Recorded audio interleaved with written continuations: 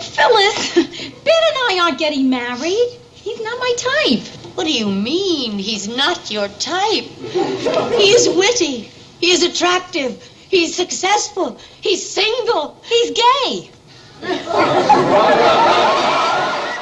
The year was 1973. Homosexuality was considered a mental illness. You could be arrested for being gay in most of the country. No openly gay or lesbian person had ever been elected to public office.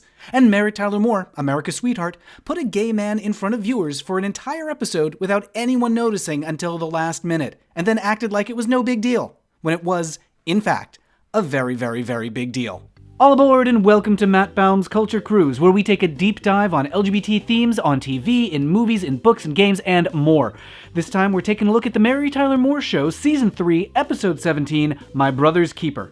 Culture Cruise is made possible by the folks who pledge $1 or more a month on Patreon, folks like Lissy Roberts. Thanks, Lissy. If you're enjoying these videos, head over to patreon.com/mattbaum or click the link in the description to check out the exclusive rewards for folks who support the show. The episode My Brother's Keeper centers around the character of Phyllis. A busybody apartment manager, she wants to set her tenant Mary up with her brother Ben, who writes music for TV commercials. Oh, Mary, you'll adore him. He's just like me. Phyllis is what you'd call a meddler, and refuses to accept that Mary's just not that into him. Seems as if you've been saved for each other. Well, Phil, I'm not all that saved. Phyllis is determined to connect Mary and Ben, but the two of them have zero chemistry. Nice to meet you, Mary. Very nice to meet you too, Ben. I knew it. I just had a feeling. Mary's neighbor Rhoda, on the other hand, gets along great with Ben. Hiya there. Oh, boy, have we had a crazy day. Oh, Rhoda. That's a problem, because Phyllis hates Rhoda. Rhoda's loud, assertive, impulsive. In other words, she's fun. But Phyllis is not amused. That woman has cast some sort of spell over Ben. No spell, Phyllis. It's just that in case you haven't noticed, Rhoda is very attractive. Is she? Phyllis spends a long time fretting about what she thinks is going on between Rhoda and Ben. Rhoda even jokingly says they're gonna get married, at which point Phyllis makes her feelings known in the middle of a party.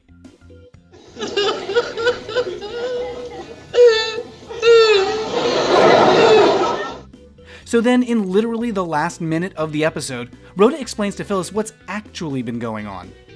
What do you mean, he's not your type? He is witty. He is attractive. He's successful. He's single. He's gay. Now, let's pause it there, because there are a couple of ways the episode could go at this point. Remember, it's 1973, and mainstream America isn't exactly fond of the homosexual, and neither is mainstream television. Most TV shows from around this time reflect pretty hostile attitudes towards gay characters. They were often portrayed as killers, like on the show Dan August. And why kill her? She knew about me. She knew I was homosexual. Or as perverts, like on this CBS News show.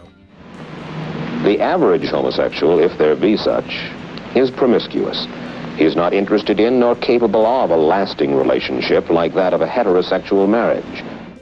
One news show aired a segment around this time entitled simply, "Are Gays Going to Hell?" So that is the context in which The Mary Tyler Moore Show, a lighthearted sitcom, revealed that the guest character that we've been watching for the entire episode is gay. I'll admit, when I first watched this, I was dreading what would come next. I was pretty sure I was about to see something super 1970s homophobic. Here's what happened next. Oh, Rhoda, I'm so relieved. Me too, Phyllis. Me too. I wasn't sure I liked this ending at first. Initially, I thought the joke was that it was ridiculous to be relieved to get this news, that only somebody like crazy Phyllis could possibly be happy about having a gay brother.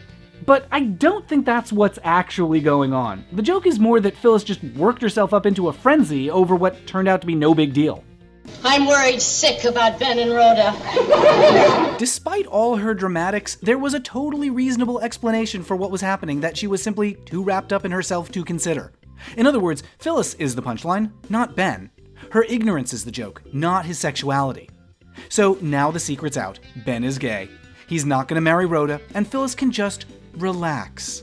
There's a cute little capper at the end of the episode, just 45 seconds, showing everyone chilling together like everything's fine. I love Mozart. No, Phyllis, this is my dog food commercial. And while this may seem like a pretty trivial scene, some folks hanging out with a gay guy, remember, this was 1973. Homosexuality was illegal in most of the country, including Minneapolis, where the show is set.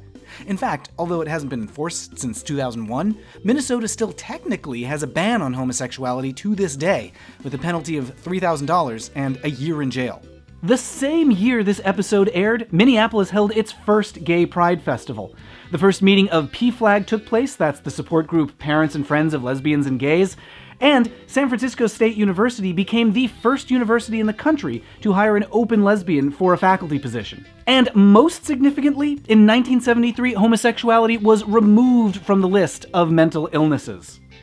As unremarkable as Ben looks here, at the time Americans saw this scene, he was considered a criminal, mentally ill, an outcast with no reasonable expectation of support from family and friends. So you might expect his outing to be an even bigger crisis for Phyllis and require a very serious episode conversation.